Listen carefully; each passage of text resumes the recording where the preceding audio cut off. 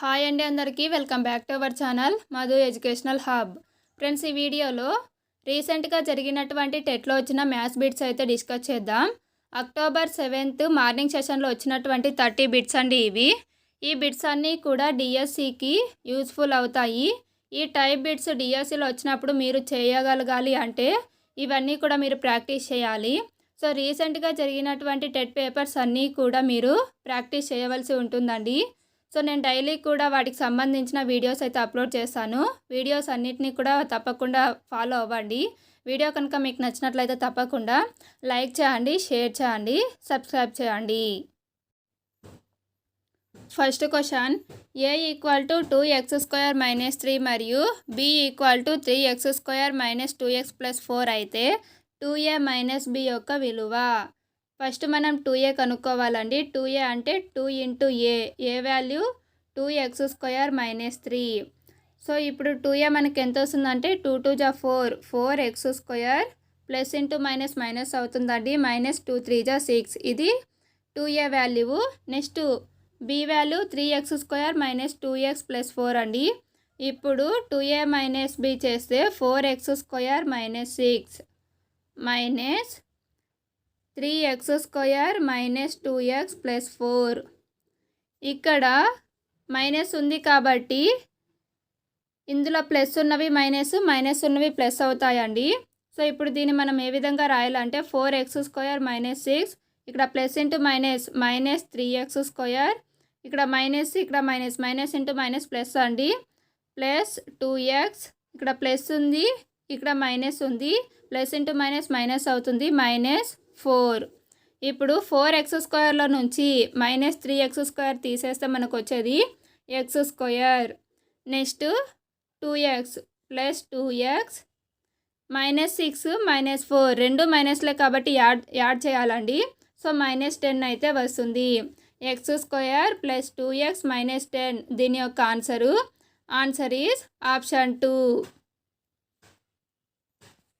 Next 1, గడియారంలో వాస్తవ సమయం 3 గంటలు అయినప్పుడు దర్పణంలో చూపించే సమయం కనుక్కోవాలంటే మనకి ఒక చిన్న ఫార్ములా అయితే ఉందండి. అది 12 గంటలు మైనస్ వాస్తవ సమయం. సో ఇక్కడ 12 మైనస్ గడియారంలో వాస్తవ సమయం మనకి ఇచ్చినది 3 అవర్స్ కదా. సో 12 - 3 చేస్తే మనకు వచ్చేది 9 అండి. సో దర్పణంలో చూపించే సమయము ఆప్షన్ 1 9 గంటలు. నెక్స్ట్ 1, క్రింది వానిలో సత్యమైనది. ఫ్రెండ్స్, ఇందులో సత్యమైనది ఆప్షన్ 3 అండి.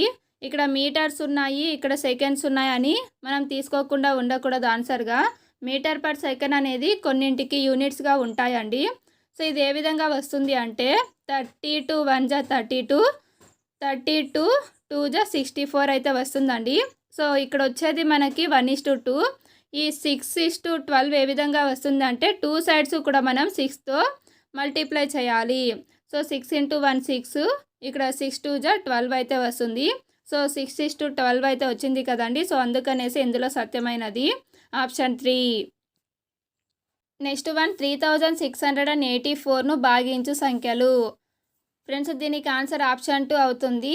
అది ఏ విధంగా అంటే ఇక్కడ 3 ఇచ్చారు కదా. 3 యొక్క డివిజిబిలిటీ రూల్ ఏమిటి అంటే మనకు ఇచ్చినటువంటి సంఖ్యలోని అంకెల మొత్తము 3తో భాగించబడాలి.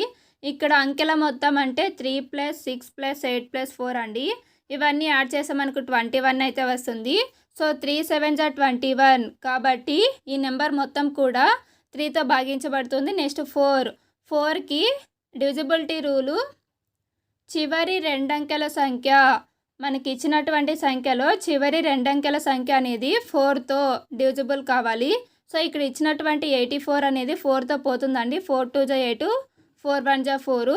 సో అందుకనేసే 3684ను భాగించే సంఖ్యలు 3, 4 ఆప్షన్ 2 అనేది ఆన్సర్ అవుతుంది. నెక్స్ట్ 1, క్రింది వానిలో నిజం కానిది. ఇందులో నిజం కానిది ఏది అంటే ఆప్షన్ 4. ఇక్కడ చూద్దాం. 2 అంకెల సంఖ్య యొక్క ఉత్తర సంఖ్య ఎల్లప్పుడూ 2 అంకెల సంఖ్య అగును. ఫర్ ఎగ్జాంపుల్ మనము 99 తీసుకుందాం. ఇది 2 అంకెల సంఖ్య. ఉత్తర పదం అంటే దీని తర్వాత వచ్చేటువంటి పదం ఎల్లప్పుడూ 2 అంకెల సంఖ్య అన్నారు. కానీ 99 తర్వాత వచ్చేది మనకు 100 కదండి. ఈ 100 అనేది 3 డిజిట్ నెంబర్, 3 అంకెల సంఖ్య. సో ఇక్కడ ఇచ్చినటువంటి స్టేట్మెంట్ అనేది సత్యం కాదు. మిగతావి చూసుకున్నట్లయితే 1 కోటి అనేది 10,000 వేలుకు సమానము. 1 10 అనేది 1/100,000. సో ఇది ఏ విధంగా వస్తుందంటే 1/100 ఇంటూ 1000 వేసుకోవాలండి. ఈ విధంగా వేసుకున్నప్పుడు ఇక్కడ 2 జీరోస్ ఇక్కడ 2 జీరోస్ క్యాన్సిల్ అయిపోతే మనకు మిగిలేది 10. నెక్స్ట్ 5 అంకెల చిన్న సంఖ్య యొక్క పూర్వ సంఖ్య 9999. 5 అంకెల చిన్న సంఖ్య ఏది అంటే 10,000. ఈ 10,000కి ముందు వచ్చేటువంటి సంఖ్య 9999. సో ఈ 3 కూడా సరైనవే. 4th one wrong answer. Next one, Ram దగ్గర 200 ఆవులు ఉన్నాయి. వాటికి 90 రోజులకు సరిపడా ఆహార పదార్థాలు కలవు. అతడు అదనంగా 25 ఆవులను కొంటే ఆహార పదార్థాలు సరిపడే రోజుల సంఖ్య. ఫ్రెండ్స్, ఫస్ట్ ఇతని దగ్గర 200 ఆవులు ఉన్నాయి, 90 రోజులకు సరిపడే ఆహారం ఉంది. అదనంగా 25 ఆవులు కొన్నాడు అంటే ఇప్పుడు ఆవుల సంఖ్య 225 అవుతుంది. ఇప్పుడు ఆహార పదార్థాలు ఎన్ని రోజులకు సరిపోతాయి? ఇవి విలోమానుపాతంలో ఉంటాయండి. సో 200 ఆవులకు 90 రోజులకు సరిపడే ఆహారం అయితే ఉంది.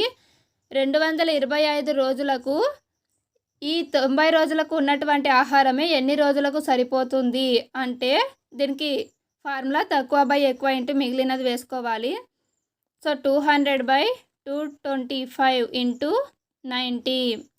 5తో చేస్తే 5 4 జా 20, 5 5 జా 25 అండి. నెక్స్ట్ ఇక్కడ 5 4 జా 20, 5 0 జా 0. నెక్స్ట్ 5 9 జా 45, 5 8 జా 40 వస్తుంది. నెక్స్ట్ 9తో చేస్తే 9 1 జా 9, 9 10 జా 90. ఇక్కడ 8 ఉంది, ఇక్కడ 10 ఉంది, 10 8 జా 80. సో అదనంగా 25 ఆవులను కొంటే ఈ ఆహార పదార్థాలు 80 రోజులకు మాత్రమే సరిపోతాయి. So answer option 2. Next one, ఒక బొమ్మ అమ్మిన వెల 1080 రూపీస్. దీనిపై దుకాణదారునికి 20% లాభం వస్తే ఆ బొమ్మ కొన్న వెల ఎంత? సో ఇక్కడ దుకాణదారుడు 20% లాభంతో అమ్మాడండి 1080కి. సో 120% 1080 అవుతుంది. సో కొన్న వెల ఎప్పుడు కూడా మనం 100కి అనుకుంటాం. 100% వాల్యూ ఇంకా తక్కువ వస్తుంది. సో దీనికి ఫార్ములా తక్కువ బై ఎక్కువ ఇంటూ మిగిలినది వేసుకోవాలి. ఇక్కడ 0 0 క్యాన్సిల్ అయిపోతే 12 1 జా 12, 12 9 జా 108 అండి. ఇక్కడ 100 ఉంది, ఇక్కడ 9 ఉంది, 100 9 జా 900. సో ఆ బొమ్మ కొన్న వెల ఎంత అంటే option 3 900 rupees. Next one, 7 centimetres మరియు 21 సెంటీమీటర్స్ వరుసగా వ్యాసార్థము ఎత్తుగా గల స్తూపాకార బొమ్మ వక్రతల వైశాల్యం చదరపు సెంటీమీటర్లలో. సో ఇప్పుడు మనకి స్తూపం యొక్క వక్రతల వైశాల్యానికి ఫార్ములా తెలిసి ఉండాలి. స్తూపం యొక్క వక్రతల వైశాల్యానికి ఫార్ములా 2πRh. 2πRh. ఇక్కడ 2. నెక్స్ట్ పై వాల్యూ 22/7 అండి. ఆర్ వ్యాసార్థం ఎంత ఇచ్చారు అంటే 7 సెంటీమీటర్స్, హైట్ 21 సెంటీమీటర్స్. ఇక్కడ 7 1 జా 7, ఈ 7 క్యాన్సిల్ అయిపోతుందండి. మనకి మిగిలేది 2 × 20, 2 × 21. 2 × 22 చేస్తే 44 వస్తుంది. 44 × 21 దీన్ని మల్టిప్లై చేస్తే మనకు 924 అయితే వస్తుందండి. సో ఆన్సర్ ఈజ్ ఆప్షన్ 2 924 చదరపు సెంటీమీటర్లు.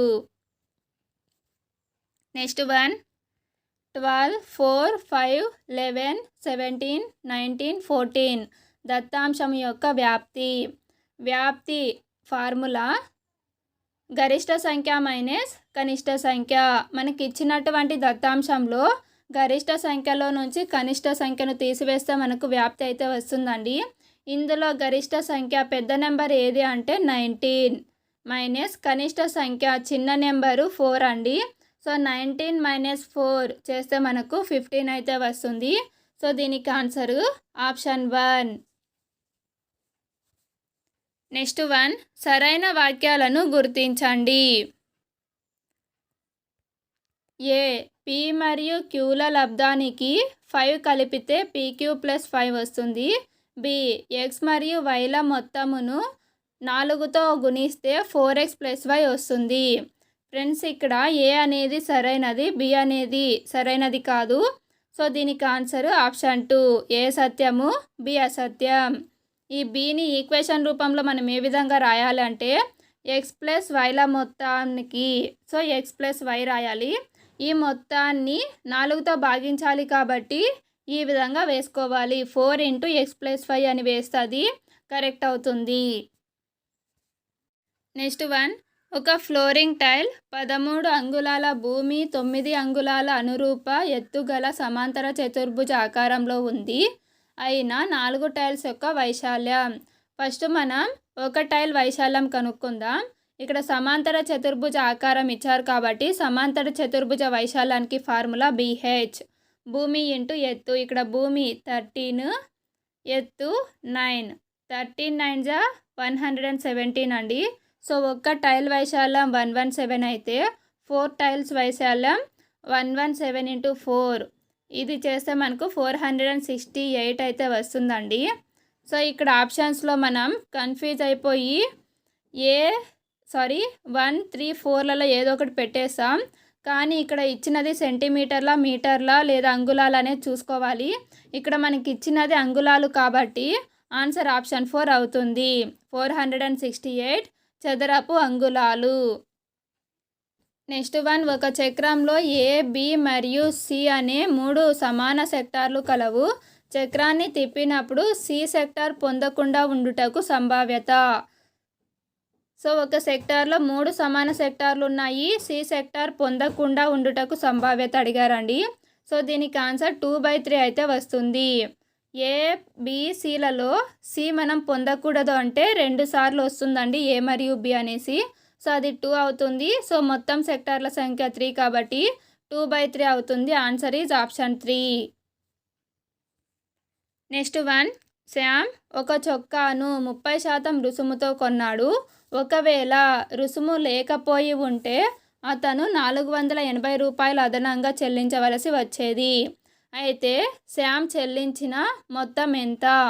ఫ్రెండ్స్, ఇది కొంచెం కన్ఫ్యూజింగ్గా ఉంటుంది. కొంచెం థింక్ చేయాలి మనము. ఇక్కడ చూద్దాం. 30% రుసుముతో శ్యామ్ ఒక చొక్కాను కొన్నాడు. ఒకవేళ రుసుము లేకపోయి ఉంటే అతడు 480 రూపీస్ అదనంగా చెల్లించవలసి వచ్చేది. So 30% value 480. 30% వాల్యూ 480 అవుతుందండి. అయితే శ్యామ్ చెల్లించిన మొత్తం, మనం ఎప్పుడూ కూడా 100% అమౌంట్ పే చేస్తాము. కానీ ఇక్కడ 30% డిస్కౌంట్ ఇచ్చారు కాబట్టి ఇప్పుడు శ్యామ్ చెల్లించవలసిన మొత్తము 70% మాత్రమే అండి. సో 30% వాల్యూ 480 అయితే 70% వాల్యూ ఇంకా ఎక్కువ అవుతుంది. దీనికి ఫార్ములా ఎక్కువ బై తక్కువ ఇంటూ మిగిలినది వేసుకోవాలి. 0 0 క్యాన్సిల్ అయిపోతుంది. 3 1 = 3. ఇక్కడ 3 1 = 3, 3 6 = 18. ఇక్కడ 16 ఉంది, ఇక్కడ 70 ఉందండి. ఈ రెండు మల్టిప్లై చేస్తే మనకు 1120 అయితే వస్తుంది. 16 7 = 112 కదండి, ఇంకా 0 అయితే వస్తుంది. సో దీనికి answer option 2 1120 rupees. 1 100 metres 75 centimetres divided by 25 విలువ మీటర్లలో. 100 మీటర్స్ 75 సెంటీమీటర్స్ బై 25. ఇక్కడ 25 1 = 25, 25 4 = 100 అండి. ఈ పాయింట్ అలానే పెట్టుకుంటాం. ఇక్కడ 75, ఇక్కడ 2 డిజిట్స్ని ఒకేసారి తీసుకుంటాం కాబట్టి 0 తీసుకోవాలండి. 25 3 = 75. సో ఆన్సర్ 4.03 అండి. Answer is option 3. నెక్స్ట్ 1 ఒక క్రమ దశభుజి యొక్క కర్ణాల సంఖ్య. క్రమ దశభుజి యొక్క కర్ణాల సంఖ్య. ఫ్రెండ్స్, దీనికి ఫార్ములా అయితే ఉందండి. ఆ ఫార్ములా అంటే కర్ణాల సంఖ్య కనుక్కోవడానికి ఫార్ములా n × n - 3/2. ఇక్కడ n అంటే భుజాల సంఖ్య అండి. సో భుజాల సంఖ్య 10 కదా, దశభుజి అంటే 10 ఇంటూ 10-3/2. సో 10 ఇంటూ 10-3 అంటే 7 వస్తుందండి. 7/2. ఇక్కడ 2 1 జా 2, 2 5 జా 10, 5 ఇంటూ 7, 5 7 జా 35. సో క్రమ దశభుజి యొక్క కర్ణాల సంఖ్య ఆప్షన్ 4 35. నెక్స్ట్ 1, 10,000 రూపాయలకు 10% వడ్డీ రేటుతో సంవత్సరానికి వడ్డీ తిరగగట్టు పద్ధతిన 2 సంవత్సరాలకు అయ్యే వడ్డీ ఎంత? 2 సంవత్సరాలకు అయ్యేటువంటి చక్రవడ్డీ ఎంత?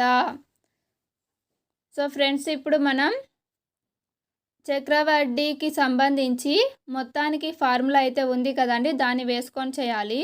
సో దీన్ని మనం డైరెక్ట్గా ఏ విధంగా వేయవచ్చు అంటే 10,000 ఇంటూ 110/100 ఇంటూ 110/100. ఇక్కడ 2 ఇయర్స్ అన్నారు కాబట్టి ఈ 110/100ని మనం 2 టైమ్స్ వేసుకోవాలి.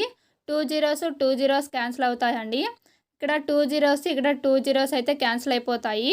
సో 11 ఇంటూ 11 మనకు వచ్చేది 121. ఇక్కడ 2 zeros ఉన్నాయి, ఇక్కడ ఒక జీరో, ఇక్కడ ఒక జీరో. ఆ జీరోని అలానే పెట్టుకుంటే మనకు వచ్చేది 12,100. ఇది మొత్తం అండి. సో ఈ మొత్తంలో నుంచి అసలును తీసివేస్తే మనకు వడ్డీ అయితే వస్తుంది. సో 12,100లో నుంచి 10,000ని తీసివేస్తే మనకు వచ్చేది 2,100. సో వడ్డీ ఎంత అంటే ఆప్షన్ 3 2,100. నెక్స్ట్ 1, 15 పరిశీలనాంశాల మొత్తం 225 అయిన దత్తాంశం యొక్క సగటుకు ఫార్ములా రాశుల మొత్తము బై రాశుల సంఖ్య. సో రాశుల మొత్తం 225 బై రాశుల సంఖ్య 15 అండి. సో ఇక్కడ 15 1 జా 15, ఇక్కడ 15 1 జా 15 అండి. ఇంకా 7 అయితే ఉంటుంది. సో 75, 15 5 జా 75. సో ఆ దత్తాంశానికి సంబంధించి సగటు ఎంత అంటే option 2 15. Next question, -3 whole power m+1 into -3 whole power m-1 equal to -3 whole power -3m+5 అయిన m విలువ. ఇక్కడ భూములంతా సమానం ఉన్నాయి కాబట్టి ఘాతాంకాలను మనం కూడతామండి. So m+1 plus m-1 equal to -3m+5. So ఇక్కడ -1 + 1 0 అవుతుందండి. m+m 2m అవుతుంది. So 2m equal to -3m+5 అయితే అవుతుంది. ఈ 3m అనేది ఇటు సైడ్కి వస్తే +3m అవుతుంది. సో 2m + 3m 5m అండి. 5m equal to 5. మనకు కావాల్సింది m కాదా? So m equal to 5/5. So 5 1 జా 5 1 జా ఆన్సర్ అయితే 1 వస్తుందండి. m value option 3 1. నెక్స్ట్ 1, 100 కుండల వెల 855 అయిన 5 కుండల వెల. 100 కుండల వెల 855, 5 కుండల వెల ఇంకా తక్కువ కాబట్టి 5/100 ఇంటూ 855. 5 2 జా 10, 5 0 జా 0 అండి. ఇక్కడ 5 1 జా 5. నెక్స్ట్ 5 4 జా 20. సో ఇక్కడ 5 1 జా 5, 5 7 జా 35, 5 1 జా 5 అయితే వస్తుంది. 171/4. 171/4. దీన్ని మనం క్యాలిక్యులేట్ చేస్తే మనకు 42.75 అయితే వస్తుందండి. సో 5 కుండల వెల ఆప్షన్ 4 42 రూపీస్ 75 పైస్. నెక్స్ట్ 1, 7 49 343ల కసాగు. సో ఇక్కడ 7 1 జా 7, 7 7 జా 49, ఇక్కడ 7 4 జా 28 అండి. నెక్స్ట్ 7 9 జా 63 వస్తుంది. నెక్స్ట్ ఇక్కడ 7 1 జా 7, 7 7 జా 49. సో 7 ఇంటూ 7 ఇంటూ 7 చేస్తే మనకు 343 వస్తుందండి. సో వీటి కసాగు ఆప్షన్ 2 343.